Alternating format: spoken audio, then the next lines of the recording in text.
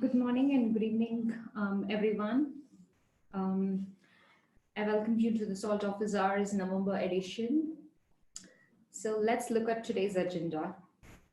Today we will be talking about the 2019 2.1 and 2019 2.2. Just the quick release highlights. 2.2 was a shorter release, but it contained a lot of the the enhancements and the important critical bug fixes for 2019 2.1 as well. So we'll touch upon both of them.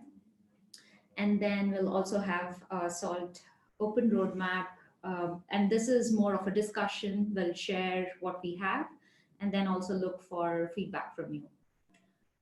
So before we get started, um, I'd want to announce that SolConf is coming up soon. It's on November 18th and 19th.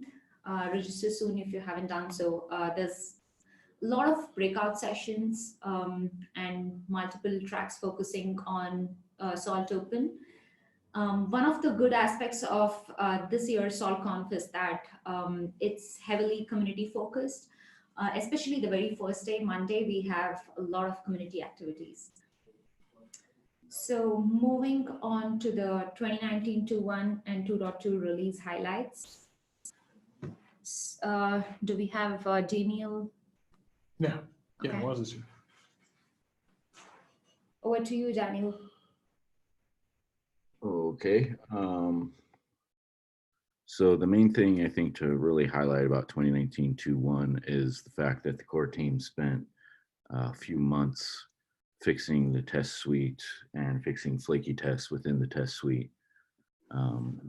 We really put a lot of effort into stabilizing the branch tests for 2019 2.1. Now, this effort is not completely finished. We still have some instability. We still have some flakiness that we're trying to resolve.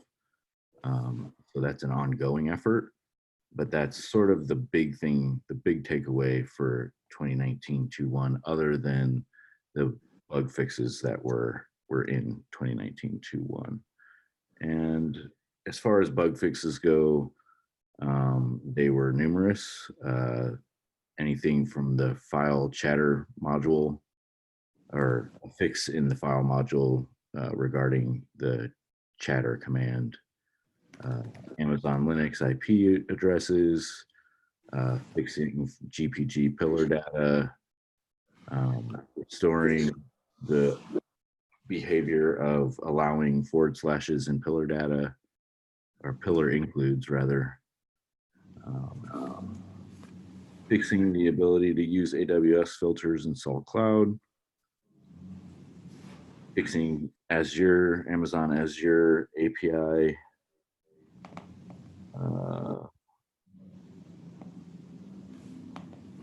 let's see here. We added or fixed Watchdog support in Windows. So this is similar to iNotify.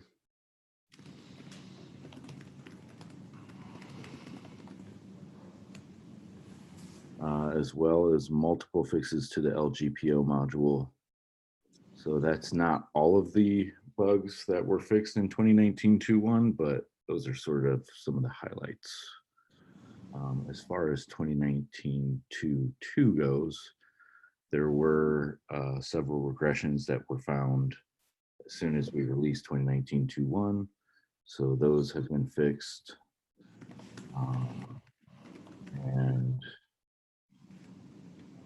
we have a fail hard during orchestration now fails as expected bug that was fixed. Let's see.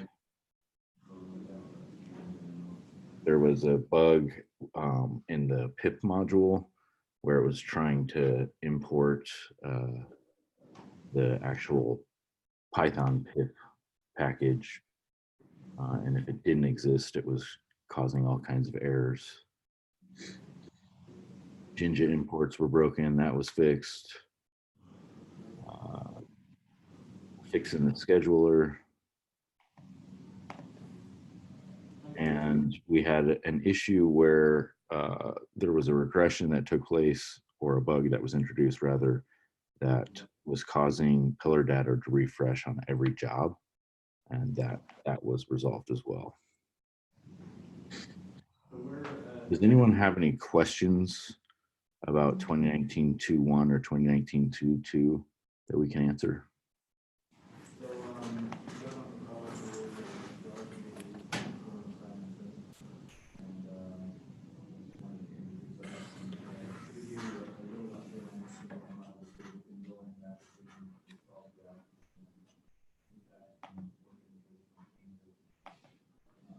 I'll take that as a no.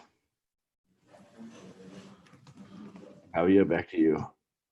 Okay. Thanks, Daniel. So moving on to the discussion of the roadmap.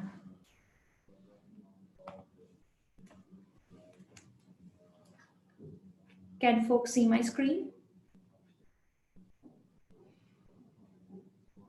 Yep, I can. Okay, thank you. So just to set the context a little bit, this roadmap covers Neon, which is our next major release coming up, and also Sodium, which is a release after that. So it's for the next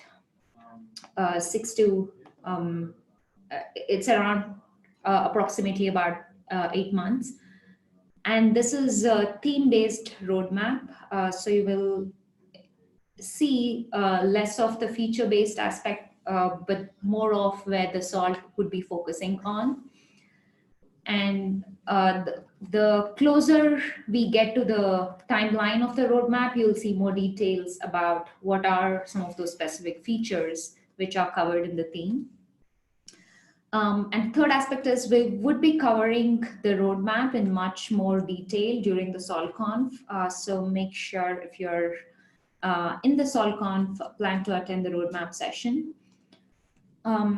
The other aspect, which is also, I think, worth highlighting, is that this is the roadmap which SALT core team owns, but really the SALT open roadmap is it's infinite because some of our the biggest, best contributions have come from the community. So there is this roadmap is by no means an all-inclusive roadmap.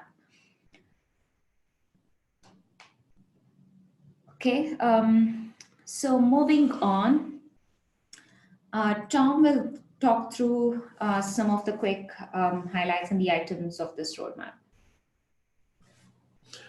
Right. So the main things that we're looking at as we look over the next couple of releases is one, to make clear that we don't have a lot of hard specification from in this roadmap from user groups. Working groups. We want the working group captains to have autonomy over what they want to get in. I want to also emphasize that if we can get PRs into these releases, we'll get them into these releases. Us defining a roadmap by no means restricts getting contributions into SALT. Now, if we step back and we look at a number of the areas that we have on this roadmap, the working groups is a big part of it. Another is testing and stability. Of course, we're still trying to modernize the stack and make sure that we've got things like Tornado worked out, et cetera, et cetera. More importantly, as we move forward, we've also got the innovation projects. So I'd like to talk a little bit about those. We have, at this point, 4 major innovation projects that we're going to be talking about in more depth, or I should say unveiling a little bit more at SaltConf. We've made significant progress with a couple of these. The first one to talk about is POP. I've mentioned POP before on these calls. POP is the evolution of the SALT loader. One of the big challenges that we run into with SALT, and this is a challenge that we've seen in many, many, many open source projects, is the fact that development sustainability quickly becomes an issue. It really fascinates me how much I talk to people who are historically these magnates of open source who have made massive contributions, but end up today being bogged down in code review and in maintenance procedure. I was really fascinated, for instance, by a recent article that came out about Linus. When Linus made the statement that he doesn't write code anymore, all he does is tell people no, and that is his job. And that he has to tell people no so that they can maintain a certain standard of code that's being added into the kernel. One of my goals inside of POP is to make it so that it's much easier to distribute autonomy over software projects that merge into a larger project. It's easier to make it so that projects can be developed on a smaller cadence, but still, again, be part of that big piece. And this is why POP is the foundation for these new projects that we're coming out with, so that we can use a pattern inside of POP called app merging that allows us to develop all of these different components in isolation, test them in isolation, vet them in isolation, and then release them in isolation and still have them function in a concurrent manner. And this is something that we're already seeing a lot of excitement around. So one of the first projects to talk about on top of POP is Heist. We hope to get Heist to be more mature as time goes on.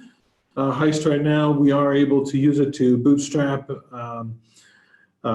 minions and have them connect to masters, either back channeled through an SSH tunnel or directly to masters, so that it can be a nice, really easy way.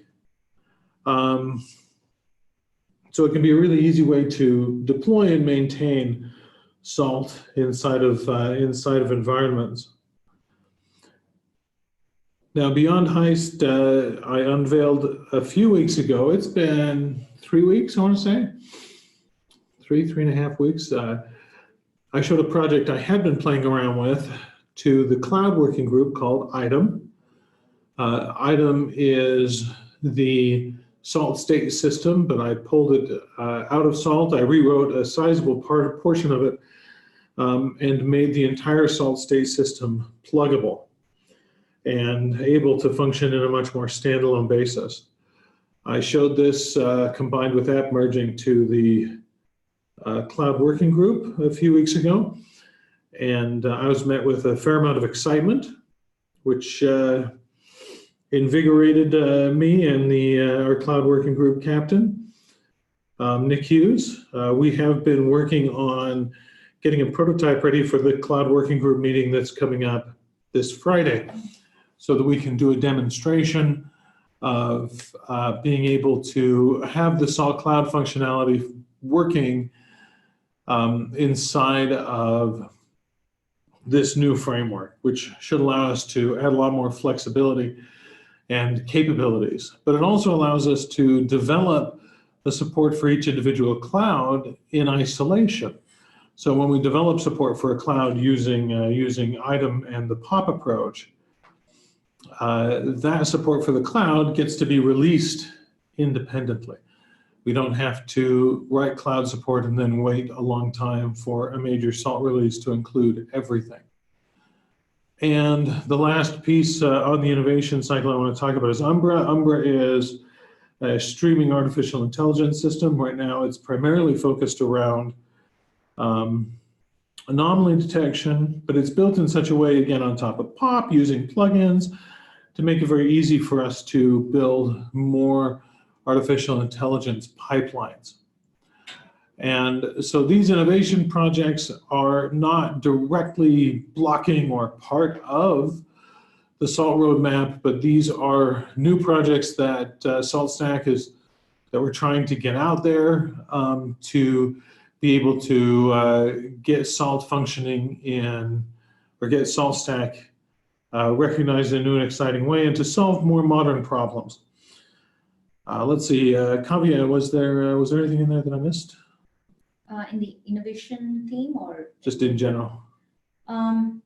Yeah, I can add a few more things and build on top of what Tom mentioned. He painted a very good picture of what the innovation theme includes. So, touching upon the other ones, one of the questions we often get asked is when the Python 2 deprecation will take place, what are the timelines looking like? We've been kind of saying that Sodium is the timeline by which Python 2 will be deprecated, and currently we are on track, or should I say, that's still the plan. And moving on to the other theme of what are some of the core capabilities we are enhancing. One thing to notice here is the NetOps enhancements that we are doing, some of which have been enterprise only. We are actually pulling them back to the open and then making the functionality available. So that's something which we've been working on as well, making enterprise only feature open. I think that kind of covers the roadmap, what we have. Do we have Pedro in?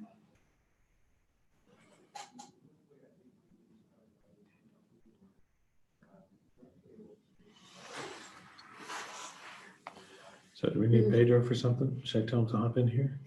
Let us know if you have any questions regarding either the roadmap or the 2019-2.1, 2.2 release, or any of our upcoming releases. What was the question for Pedro, Kavya? Maybe I can cover it. I was gonna ask him to talk more about the test enhancements. I mean, migration to PyTest, test coverage, functional testing, all of the items under the release process. Okay, I mean, the big thing is that we're pretty close to having PyTest merged in. We refactored some logging, which is sort of a bit of a holdup right now for PyTest, but that is getting resolved, and then he's going to continue towards the path of getting PyTest merged into the master branch. At that point, we have a lot of options as far as where we can take testing. We'll still have some legacy. I mean, so right now, since all of our tests are based on unit test, those tests, while they work with PyTest, they don't leverage some of the awesome stuff we get from PyTest. So we definitely have some technical debt in that area. But we can start looking at, I think one of the first things we're going to look at is migrating existing tests that take a lot of time or are real expensive to run to more of a functional paradigm. So that's going to be something coming down the pipe. And he does have some examples of that in open pull requests right now.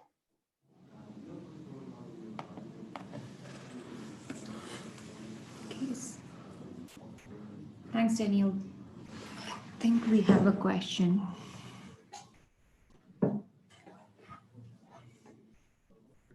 We have a question from Brad. There was initial work to look at moving away from 0MQ Tornado to a new transport system. SolConf 18 era, is that work still under engineering development? We do have the TCP transport, and that is supported right now, and you're able to use that. Although we like for instance, in this new logging stuff that Pedro's been working on, it's using 0MQ, so you'll still have to have 0MQ installed. But for the core transport of Salt, you can use the TCP transport.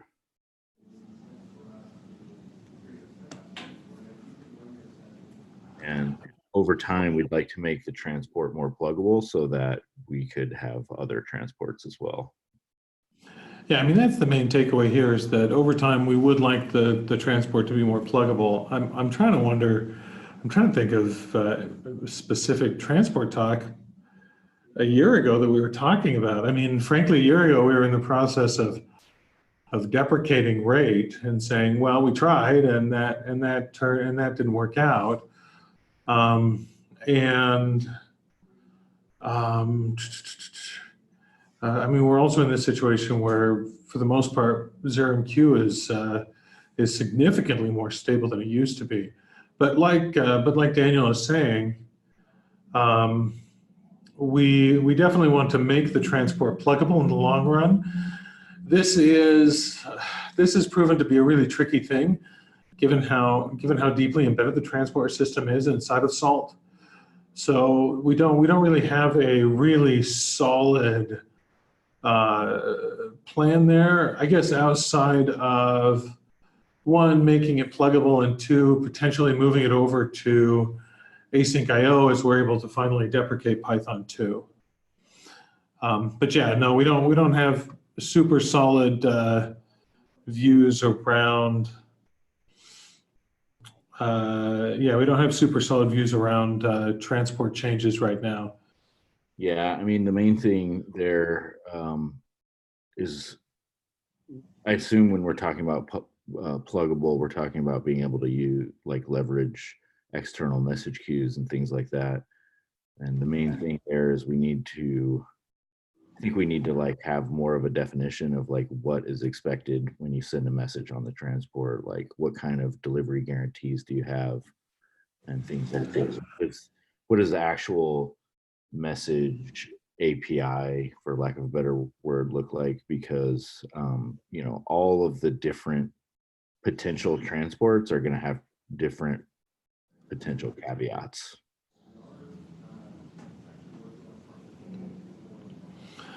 Max Arnold is asking what the refactoring salt loader item is all about. Any specifics? Daniel, I think you can probably cover that a little better. I did mention POP, but I don't think that POP is something that we can retrofit into SALT because of some architectural differences. So, yeah, Daniel, do you have more information on refactoring the salt loader? I do not have a specific plan that I can discuss right now. That's sort of a long-term goal that we discussed in our last major planning that we had. It's not something that's going to take place in Neon, that's for sure. But we definitely would like to sort of go in and attack the loader and attack some of the known like issues that we have, especially around like thread safety and things like that. So that is just something that we'll probably have to create a SEP for, and really have somebody like come up with a plan, create a SEP, and have it get reviewed in order to progress there. Yeah, in a nutshell, the salt loader is one of the oldest pieces of code, of course, inside of SALT. I mean, the whole thing's built on that loader. And over the years, we've definitely seen that there are a few limitations within the design. And so, like Daniel is saying, it's something that's worth us sitting down and evaluating and seeing if there are ways in which we can evolve it. And we've learned a lot more about building pluggable software than when I was in my basement 8 years ago. Yeah, and I think that's going to be something that's going to be important, is whoever does the work of creating the SEP and coming up with an initial design should definitely work with Tom to make sure that we're covering all the bases there. Yeah, another comment is if you can speed up the Windows minion by tweaking the loader, that would be great. Right, I think the main thing right there, as far as the Windows minion, that I mean, we've looked at this in detail with Shane Twangboy, for those of you who don't know who Shane is.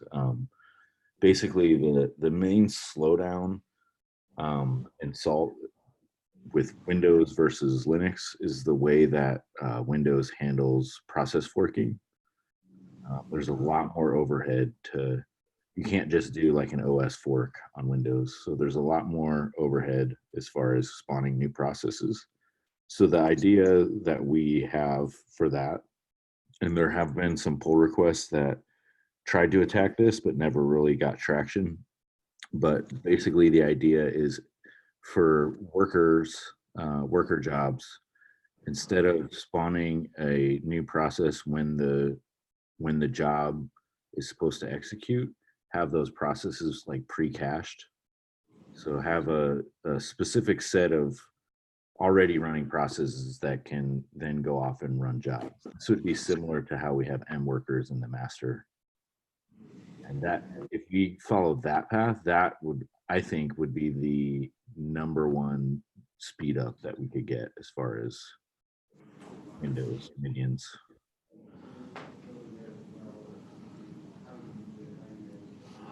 Yeah, very much so.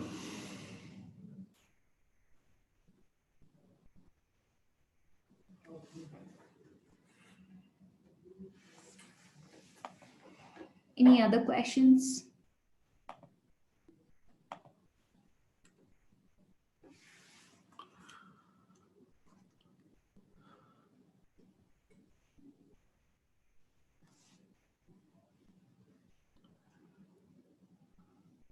I have one. So this is something that we're going to have a discussion as internally with the core team, but I figure it wouldn't hurt to discuss it here. And since we have Tom in the room, maybe we can get some insight on it. But basically, it keeps coming up in the community Slack, the question of, what is Stalebot doing? Why is it closing my issues? Like, why do we even have it? Can we turn it off? Should we tweak the settings? These kinds of things. So my understanding of the background of Stalebot is that the idea is that it would be closing issues that are super old that maybe no one cares about, or maybe they're bugs that were filed, but they've been fixed. But the issue wasn't closed. But it keeps coming up in the Slack that, oh, this bot came along and closed my issue, even though it's still an issue. So what are some people's thoughts on potentially either tweaking the Stalebot settings or turning it off altogether?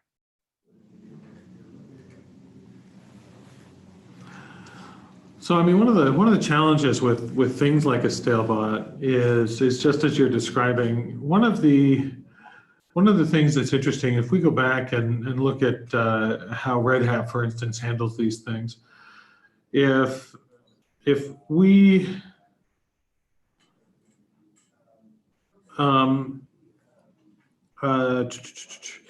if we come back and we look at, how Red Hat handles this, for instance, for all of their projects, they're able to say that these projects have these lifetimes, and as soon as the project lifetime is done, that's when their Stalebot kicks in. Now this becomes difficult because we're not actually filing issues in a similar way to that model, which does mean that asking people to refresh those issues over time makes it more difficult from a sustainability perspective. Now, when we move forward and we start looking at changing to a new branching strategy, and Woz might be able to handle this question on branching strategy that just popped in a little bit of a meme. But as we move forward and look at changing the new branching strategy, I think it'll be a lot easier for us to be able to tweak that Stalebot to be better in line with deprecation and release cadences. Now, with that said, we did recently, if I'm not mistaken, I mean, we discussed it, we did recently change the Stalebot so that it was closing issues that were much older. I think it had been set to something which was far too short, maybe less than a year. And it really should be something more along the lines of 1.5 to 2 years. And so we did recently up those numbers, but even then, there's a lot of issues that it closes that nobody ever seems to care about, which is kind of the idea, right? That if somebody files an issue, it's pretty reasonable that it forgot to be resolved, the issue forgot to be closed when the bug was resolved, etc. All right. Okay, I think we The next question, let me cover this one from Brad really quick. Is it possible to open source pieces of SecOps, maybe not publishing your content you've written for individual specifications, but the framework to check and remediate pieces? SecOps is built entirely on the salt state system. There is very little code outside of the content itself to actually execute those SecOps routines. Right, I'm guessing that code has more to do with like running those from SSE, right?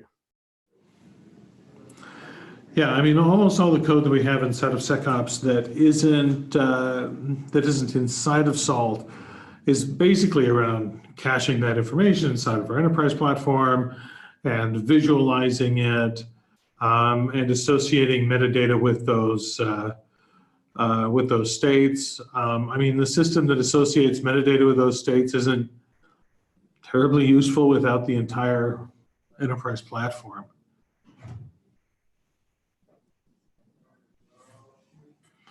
Now, with that said, we are planning on making, how do I put this? This isn't like a product announcement. We don't have a roadmap timeline for this yet, but we do really want to make it so that SecOps content can be utilized or subscribed to by users who don't have the enterprise platform. Yeah, so I mean, that's something that we'd like to get to. Okay, I can talk about this branching strategy and releases. The question is the new branching and release strategy now in place? And does that mean that 2017.7 and 2018.3 are no longer supported? Everyone expected to be running the very latest SALT release. So we'll sort of start backwards from the end to the beginning. Is everyone expected to be running the very latest SALT release? No. We still support older releases for both bugs and for security vulnerabilities, things like that. The main thing is that we're just not going to have long-running branches for those versions. If we need to make a bug fix against an old release, we'll create a short-lived branch from the tag of the last release, apply the bug fixes, apply those same bug fixes to master if needed, and then once the release is cut, the branch will go away. The main thing there is that it'll prevent people from adding in features to older releases and then having to have those merged forward. Doesn't mean that 2017 and 2018.3 are no longer supported. Yes and no. No, because they're not being no longer supported because of any change due to release strategy. They're simply no longer supported because they've passed their support lifetime. I believe 2018.3 was end of support at the end of October. I think Kavya has the actual dates around that. And that is published somewhere, but I don't have the link handy at the moment. Yeah, the dates are published in the platform support. I can post that link to the chat. Okay, is the new branching and release strategy now in place? For the most part, it is. We're now running off master.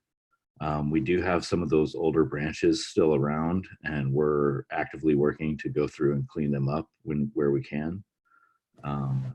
But yes, we are now focused on the master branch, and we will be moving forward with the new release strategy. The Neon timelines right now are an RC mid-December and the actual release in January.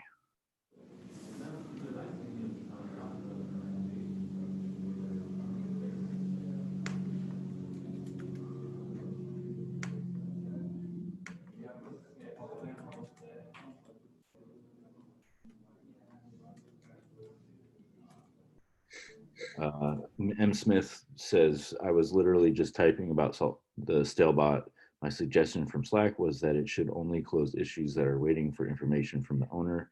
If you have enough information, then it shouldn't be closed until it's resolved one way or another. People are looking for open issues relating to their problem when there may be a stale one. Makes open/close far less valuable, increasing the delay in making the problem worse. The owner has given up. I agree. I think we're gonna discuss this more. We're gonna look at the options that we have for Stelbot, whether we can, close on specific tags or, whether we're waiting on input from the user. But we're definitely, I think it's time to review what we're doing with it and potentially make some changes there. Yeah, no, I completely agree that we should refine the Stalebot.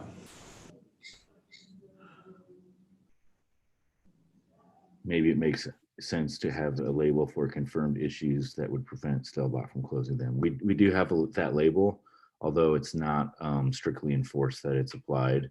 So that would be another thing, like as we look at this Stelbot stuff, is reviewing our process that we're using to triage and make sure that we come up with something that'll keep valid issues open while still allowing us to close and clean up issues that are just truly stale.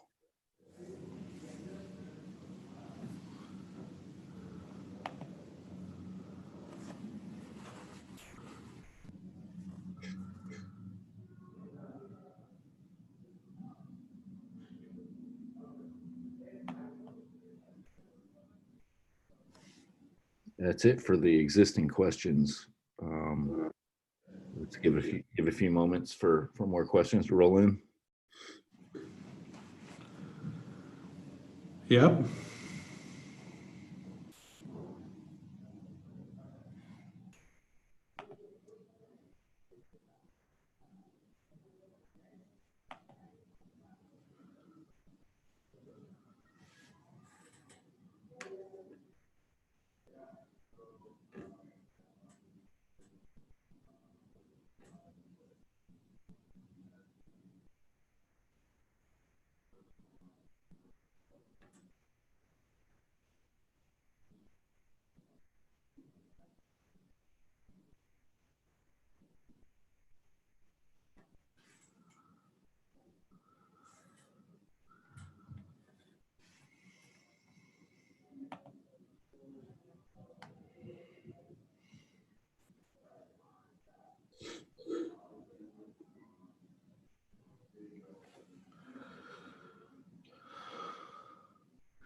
I mean, I think M. Smith is asking, there was an idle comment regarding stale issues and adding a working group to review them. Any thoughts?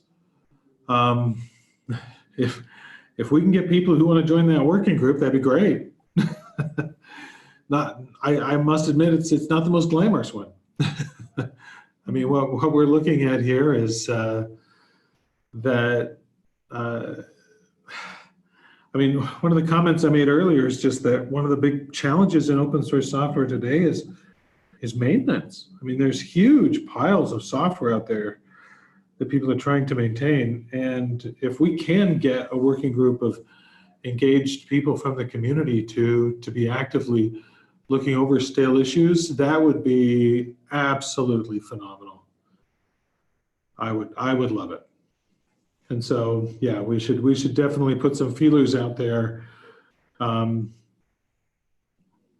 see what that group would look like.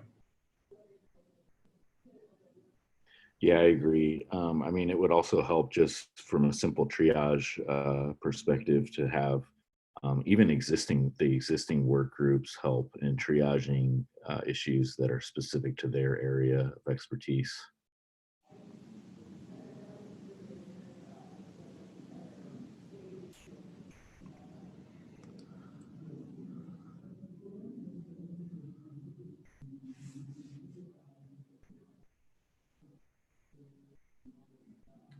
We'll probably give it a minute more for more questions.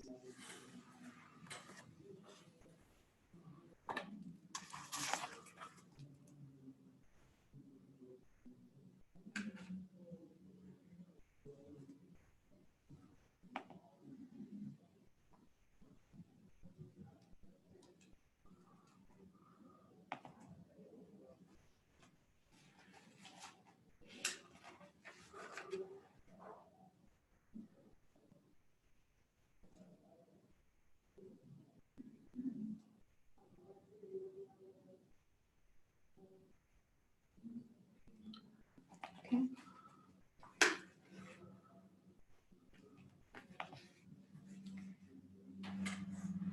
Looks like we've reached the end of it. Thanks everyone for joining. For those of you who'll be in SaltConf, look forward to seeing you. Thank you. Yep, thanks. Adios.